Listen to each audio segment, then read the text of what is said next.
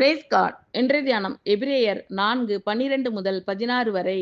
தேவனுடைய வார்த்தையானது ஜீவனும் வல்லமையும் உள்ளதாயும் இருபுறமும் கருக்குள்ள எந்த பட்டயத்திலும் கருக்கானதாயும் ஆத்துமாவையும் ஆவியையும் கணுக்களையும் ஊனையும் பிரிக்கத்தக்கதாக உருவ குத்துகிறதாயும் இருதயத்தின் நினைவுகளையும் யோசனைகளையும் வகையறுக்கிறதாயும் இருக்கிறது.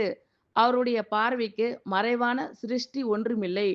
சகலமும் அவருடைய கண்களுக்கு முன்பாக நிர்வாணமாயும் வெளியரங்கமாயும் இருக்கிறது. அவருக்கே நாம் கணக்கு ஒப்புவிக்க வேண்டும். வானங்களின் வழியாய் பரலோகத்திற்கு போன தேவகுமாரனாகிய இயேசு என்னும் மகா பிரதான ஆசாரியர் நமக்கு இருக்கிறபடியினால் நாம் பண்ணின அறிக்கையை உறுதியாய் பற்றி கொண்டிருக்க கடவோம். நம்முடைய பலவீனங்களை குறித்து பரிதபிக்க கூடாத பிரதான ஆசாரியர் நமக்கிராமல் எல்லா விதத்திலும் நம்மை போல சோதிக்கப்பட்டும் பாவம் இல்லாதவராய் இருக்கிற பிரதான ஆசாரியரே நமக்கிருக்கிறார்.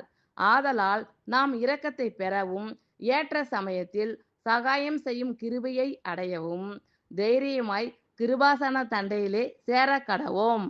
ஆமீன். Thank you Lord.